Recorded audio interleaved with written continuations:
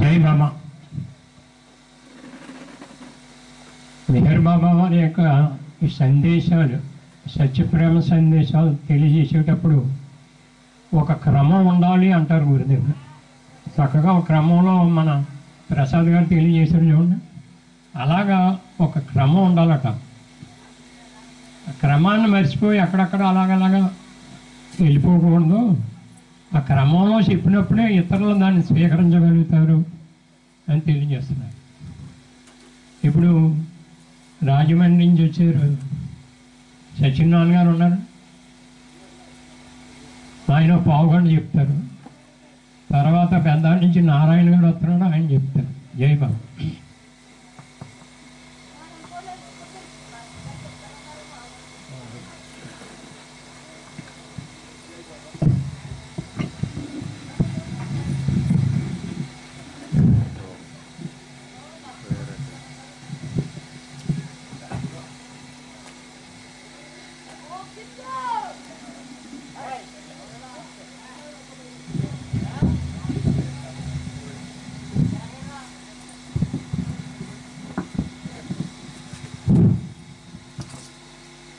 अवतार मेहर बाबा की जय, अवतार मेहर बाबा की जय, अवतार मेहर बाबा की जय।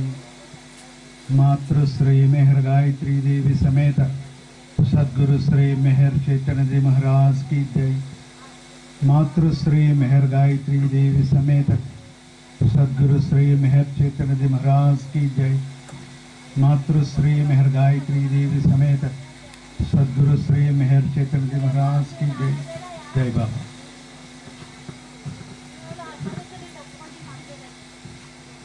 ఇక్కడ ఈ రోజు జరుగుతున్నటువంటి ఈ కార్యక్రమం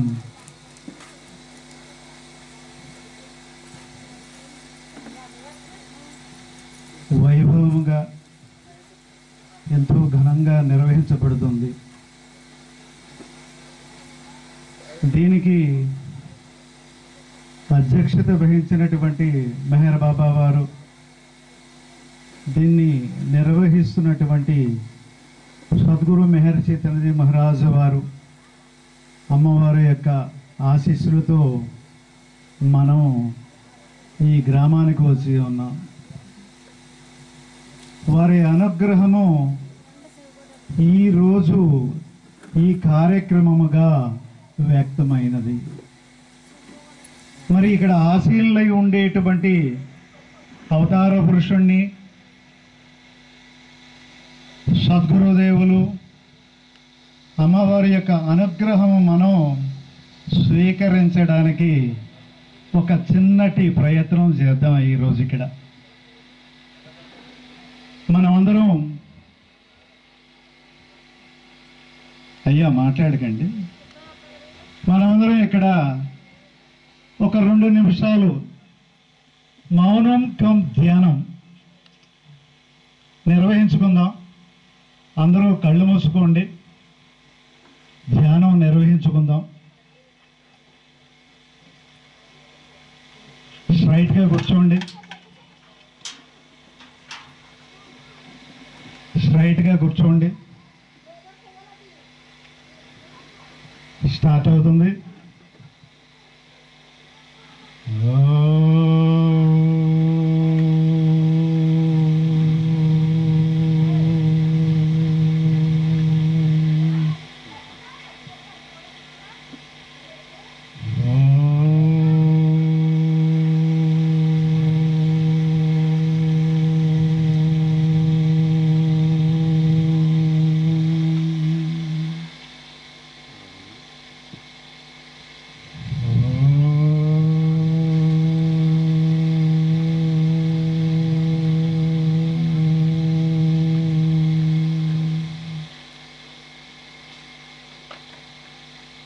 అలా కళ్ళు మూసుకుని ధ్యానం చేస్తూ ఉండండి.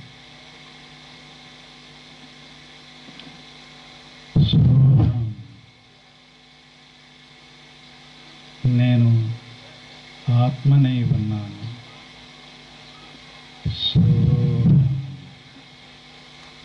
నేను ఆత్మనై ఉన్నాను.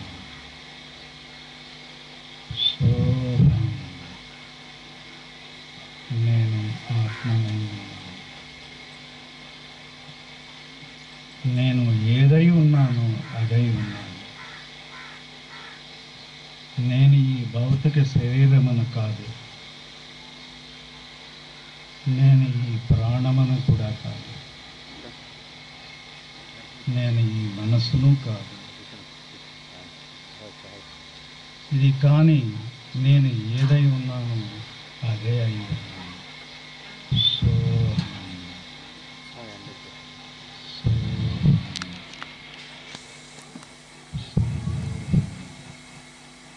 భూమధ్యమను కాన్సన్ట్రేట్ చేయండి, ఏకాగ్రత పరచండి. భూమధ్యం కదలకుండా అలా ధ్యానం చేయండి.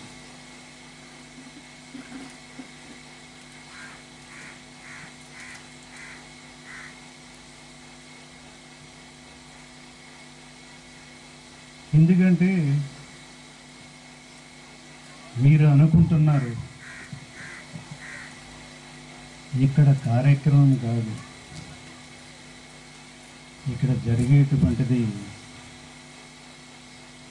ఒక వైభవంగా నిర్వహించబడుతున్నటువంటి ప్రసారం. ఈ ప్రసారం స్వీకరించడానికి ఇక్కడికి వచ్చాం. వారి ఆశీస్సులు గ్రహించడానికి మనం ఇక్కడికి వచ్చాం. కనుక ఆ ప్రసారం మన మీద వర్షిస్తుంది. అది ఇప్పుడు మనం స్వీకరిస్తున్నాం ఈ ధ్యానంలో.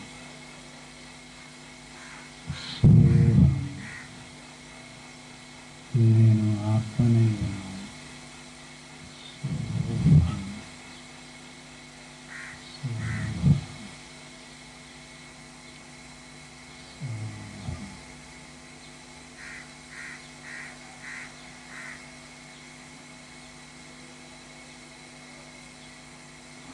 जय बाबा। अवतार मेहर बाबा की जय। अवतार मेहर बाबा की जय। अवतार मेहर बाबा की जय। मेहर बाबा वारू మనకి అనేక విషయాలు తెలియజేశారు. ముఖ్యంగా వారు తెలియజేసినటువంటిది awareness of consciousness and conscious awareness. ఈ రెండు విషయాలే తెలియజేశారు మనకి. దీని గురించే ఏది ప్రసంగించినప్పటికీ కూడా వారు ప్రసంగం అంతా కూడా ఆఖరికి ఈ చైతన్యం దగ్గరికి వచ్చి నిలుస్తూ ఉంటుంది. అంటే చైతన్యము గురించి ఎందుకు తెలియజేయవలసి వచ్చింది అంటే ఆ చైతన్యమే ఆ భగవంతుడై ఉన్నాడు. వ్యక్తమై ఉండేటువంటి ఆ స్థితి అంతా కూడా ఆ భగవంతుడై ఉన్నాడు. అది చైతన్యమై ఉన్నది. మరి ఆ చైతన్యం ఎలాగున్నదయ్యా అంటే అది ఆదిమూల స్థితిలో పరిపూర్ణమై పరిశుద్ధమై ఉన్నది. మరి ఇప్పుడు ఎలా ఉన్నదయ్యా అంటే ఆవరించి ఉండేటువంటి చైతన్యముగా, ఎరుకలేనటువంటి స్థితిలో అజ్ఞానముతో కూడినటువంటి చైతన్యముగా ఈ భగవంతుడు వ్యక్తమై ఉన్నాడు. ఈ సమస్త మానవాళి ఒక్కటిగా ఊహిస్తే,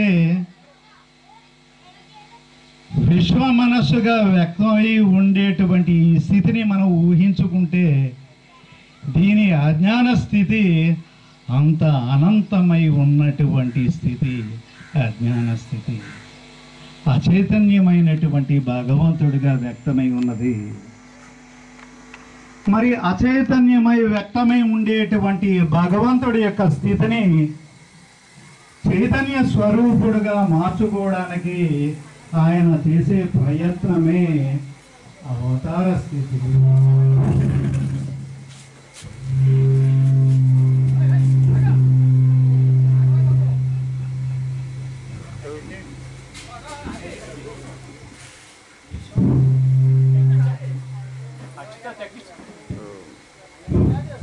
ఓకే ఓకే అలా వచ్చేయండి. ఓకే, బాగుంది.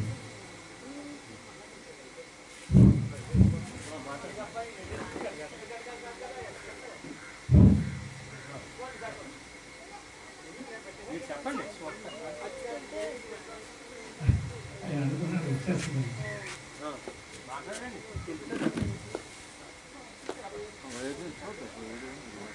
ఈ అజ్ఞాన స్థితిగా వ్యక్తమై ఉండేటువంటి స్థితి ఎటువంటిదయ్యా అంటే అది అనంత మహాసాగరమై ఉన్నది. ఈ అనంత మహాసాగరము ఆ నీళ్లు దాహత తీర్చగలదా అంటే దాహత తీర్చదు. ఉపయోగపడుతుందా అంటే ఉపయోగపడదు. ఈ దాహత తీర్చలేదు. అటువంటి స్థితిగా వ్యక్తమై ఉండేటువంటి ఈ స్థితి అసత్య స్థితి, అజ్ఞాన స్థితిగా వ్యక్తమై ఉండేటువంటి ఈ భగవస్థితి. ఈ భగవస్థితి అనేకముగా వ్యక్తమై ఉన్నది. అయ్యా,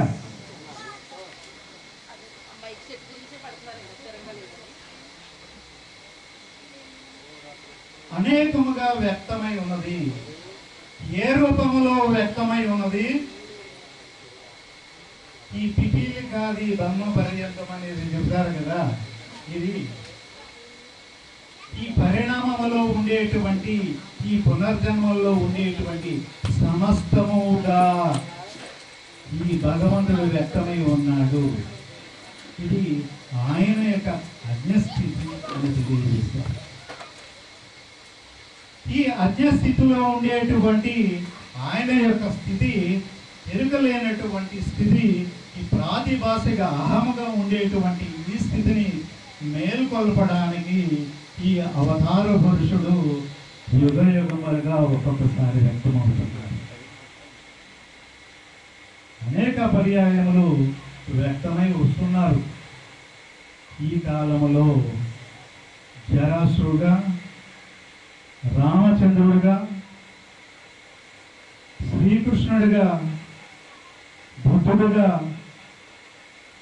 యేసుక్రీస్తుగా, మహమ్మద్ ప్రొఫెట్గా, ఇప్పుడు ఈ కాలములో అవతార చైతన్యము మెహర చైతన్యమై అవతార మెహర్ బాబాగా వ్యక్తమై వచ్చారు. మరి ఇప్పుడు అవసరం ఎందుకు వచ్చింది? గత అవతారాల్లో అనేక విషయాలు తెలియజేశారు. ఒక్కొక్క భూమికలో ఒక్కొక్క సహాయం చేసుకుంటూ ఒక్కొక్క త్రోపునిచ్చుకుంటూ ఈ చైతన్యాన్ని ముందుకు పురోగమింపజేశారు ఈ అవతార పురుషులందరూ.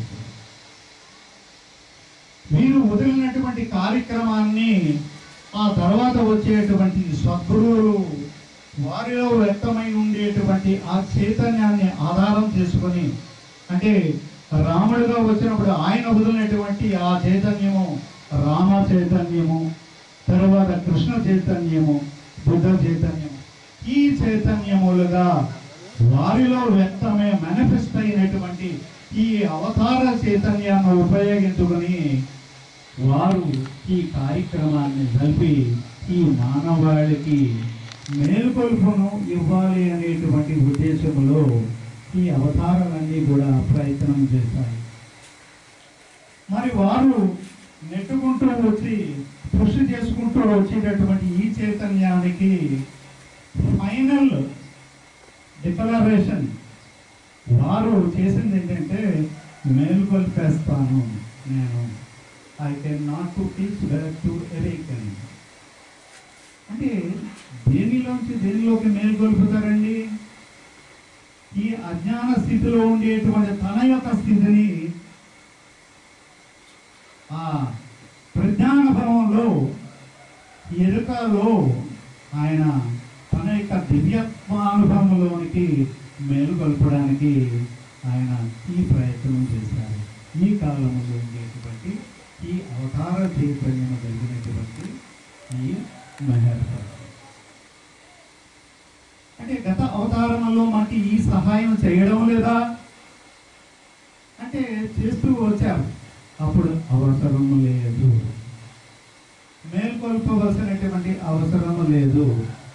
అది దైవీ ప్రణాళిక ప్రకారము ఒక్కొక్క భూమికకు మాత్రమే పరిమితమై ఉన్నది ఆ తోడు. మరి ఈ కాలంలో ఈ యొక్క ప్రణాళికలో ఈ విశ్వ మానవాళిని అంతా కూడా ఆయన మేలుకొల్పుతాననేటువంటి వాగ్దానం చేసినటువంటి కారణంగా వారు ఈ అవతార కార్యక్రమాన్ని నిర్వహించుకున్నారు. ఆ ప్రకారంగా ఆయన ప్రవచనాల్లో చెప్పినటువంటి విధానం ఏంటంటే అవేర్నెస్ ఆఫ్ కాన్షియస్నెస్ గురించి వివరణ ఇచ్చారు ఆయన ముందుగా. అంటే ఈ పరిణామంలో శిలలు, లోహములు, వృక్షములు, క్రిమికీటములు, జలచరములు, వాయుచరములు, జంతువులు, ఆ తర్వాత మానవాళిలో 84 లక్షల జనములు అనేసి తెలియజేశారు. మళ్ళీ దీంట్లో ఇన్వల్యూషన్ అంటే ఆంతరిక ప్రయాణము ఒకటి తెలియజేశారు. మరి ఆంతరిక ప్రయాణం ద్వారా మేల్కొల్పడం అనేటువంటిది ఇది సాధ్యం కాదు కనుక ఎవరికి వారు ఇండివిజువల్గా చేయడం ఇది అసాధ్యమైనటువంటి ప్రక్రియ కనుక అది నేనే నిర్వహించుకుంటాను మీ పరంగా అని వారు సరిపినటువంటి కార్యక్రమం మనోనాశ కార్యక్రమం, నవజీవన కార్యక్రమం ముగించుకుని మనోనాశ కార్యక్రమం ద్వారా ఇదంతా నిర్వహించి ఈ మానవాళికి మహోన్నతమైనటువంటి సహాయం చేసి వెళ్ళారు మెహర్ బాబా వారు. మరి వీరు సరిపినటువంటి కార్యక్రమంలో మరి సఫలీకృతం చేయడానికి దీన్ని మేనిఫెస్టేషన్ కార్యక్రమాన్ని చేయడానికి ఒక వ్యక్తి కావాలి. అవతార పురుషుడు మరి ఆ కార్యక్రమాన్ని నిర్వహించలేడా అంటే నిర్వహించలేడు. ఎందుకు నిర్వహించలేడు అంటే ఆయన దైవీ అనుభవం కలిగి ఉన్నప్పటికీ కూడా ఈ అజ్ఞాన స్థితిలోకి, ఈ మాయా స్థితిలోకి పదాత్మత చెంది సర్వములుగా పదాత్మత చెంది ఉండేటువంటి కారణంగా ఆయనకి సహాయం చేసుకోలేనటువంటి నిస్సహాయ స్థితి అది. కనుక మేల్కొన్నటువంటి ఒక వ్యక్తి మన పరంగా పదాత్మత చెంది ఉన్నాడు, అంతర్యామి ఉన్నాడు. అంతర్యామయ్య నీకు సహాయం చేయగలడు, స్మరణ ఇస్తూ నిన్ను నడిపిస్తూ. అదే నువ్వు అవకాశం ఇస్తేనే కానీ ఆయన నిర్వహించలేదు ఈ కార్యక్రమం. కనుక ఈయన మరి ఆ కార్యక్రమం నిర్వహించడానికి తొందరపడి ఆయన శరీరాన్ని త్యజించి ఆయన ఈ విశ్వ మానవాళిలో ప్రవేశించారు. అంతర్యామి ఉన్నాడు కనుక ఈ సాక్షిభూతుడై ఉండేటువంటి స్థితి, మేల్కొన్నటువంటి స్థితి ఎవరిలో వ్యక్తమై ఉంటుంది అంటే ఈ ప్రజెంట్ సద్గురువులో వ్యక్తమై ఉంటుంది. ఆ స్థితి ఈ కాలంలో సద్గురు మెహర్ చైతన్యజీ మహారాజు వారికి ఈ కార్యక్రమం, ఈ మేల్కొల్పు కార్యక్రమం అప్పగించబడింది. కనుకే మనం ఇక్కడ వారి యొక్క ఫోటో పెట్టుకుని ఈ రామచంద్రపేటలో ప్రతి వీధి కూడా ఈ అవతార పురుషుడితో పాటు సద్గురు మాతృశ్రీ మెహర్ గాయత్రీ దేవి సమేత సద్గురు మెహర్ చైతన్య వారు కూడా ఈ ప్రతి వీధిలో తిరిగి వారి యొక్క ఆశీస్సులు, మెహర్ బాబా నామం ఎవరైతే ఈ గ్రామంలో వింటున్నారో వారికి ఆ యొక్క బీజములు వేసి వారు మేల్కొల్పడానికి ఈ కార్యక్రమం ఈ ఏరియాలో నిర్వహించారు. ఎంత ధన్యులండి. ఇప్పుడు పూర్ణచంద్రరావు చెప్పాడు, నేను రాజమండ్రిలో ఉంటున్నాను, రాజమండ్రి పెద్ద టౌన్, మాకు అక్కడ మెహర్ బాబా సెంటర్ లేదు. నిజమేనండి, ఎంత దౌర్భాగ్యం అది. పక్కనే ఇక్కడే ఉన్నాయి, మల్లేపల్లి, ఓడిసలేరు, రామస్తంపేట. ఇక్కడ సెంటర్ లేదనుకుంటున్నారు, రామాలయమే సెంటర్ అయిపోయింది ఏమండి. దాని త్వరలో వారు ఇంకొక మతంలో కూడా త్వరలో షిఫ్ట్ అవుతారు. ఈ కార్యక్రమంలో వారి మందిరంలోనే ఆ సెంటర్లోనే ఈ కార్యక్రమం త్వరలో నిర్వహించుకునే రోజులు కూడా ఈ ఏరియాలో వస్తుంది. ఎందుకంటే మన సంకల్పం అది. మీరందరూ సంకల్పించుకుంటే ఇది జరగనటువంటిదా అంటే జరుగుతుంది, 100% జరుగుతుంది. ప్రయత్నం చేయడమే అది మేనిఫెస్ట్ అయిపోతుంది. మేనిఫెస్టేషన్ అంటే మన చేతుల్లోనే ఉంటుంది. ఎలాగా మన మైండ్ని ట్యూన్ చేసుకుంటే మనకి ఏది కావాలో అది వ్యక్తమైపోతుంది. అంతే కదా. మనం ఒక ఇల్లు కట్టాలనుకుంటాం, ఆ ఇల్లు కట్టడానికి ఒక స్థలం ముందు సేకరించుకుంటాం. మరి స్థలం వచ్చింది కదా, తర్వాత ఏదో ఊహలో ఇలా ఉండాలనేసి సంకల్పించుకుంటాం ఇల్లు. దానికి కావాల్సినటువంటి వనరులు ఏ లోనో అవి ఇవి కూడా సమకూర్చుకొని ఇల్లు కట్టేస్తాం. ఇల్లు కట్టేసాక మరి అప్పుడు వాళ్ళు పీకుతూ ఉంటారు కాబట్టి అవి తీర్చడానికి మరింత కష్టపడి ఇది తీర్చేస్తాం. అంటే అక్కడ కొంతకాలానికి ఇల్లు రెడీ అయిపోతుంది. అంటే మీ సంకల్పం ఏమైంది, అక్కడ మేనిఫెస్ట్ అయిపోయింది. అలాగే మరి మెహర్ బాబా వారికి కావాల్సినటువంటి సెంటర్ ఇక్కడ లేదు కాబట్టి మన సంకల్పం బలంగా ఉంటే అది 1-2 సంవత్సరాల్లో అది పెద్ద సాధ్యమయ్యేటువంటిది కాదా అంటే అవుతుంది. మరి ఈ కార్యక్రమం ఇలాగా వైభవపేతంగా వారు నిర్వహించుకోవడానికి మనం అందరం ఇక్కడ ఆశీర్వాదం అవ్వడానికి వారు మనకు అవకాశం ఇచ్చినందుకు ఈ పుర ప్రజల తరపున నేను అవతార్ మెహర్ బాబా వారికి, మాతృశ్రీ మెహర్ గాయత్రి దేవి సమేత సద్గురు శ్రీ మెహర్ కిషన్ మహారాజు వారికి ధన్యవాదాలు తెలియజేస్తున్నాను. అయితే ఎంతో ఆనందదాయకం అండి. ఇక్కడ సంకీర్తన కూడా అద్భుతంగా చేస్తున్నారు. కాలేరు నుంచి వచ్చిన గారు, అలాగే మన పెద్దాడి నుంచి వచ్చిన వారు, వీళ్ళందరూ కూడా చాలా అద్భుతంగా సంకీర్తన చేస్తున్నారు. వారందరికీ కూడా మెహర్ బాబా తరఫున ధన్యవాదాలు తెలియజేస్తున్నాను.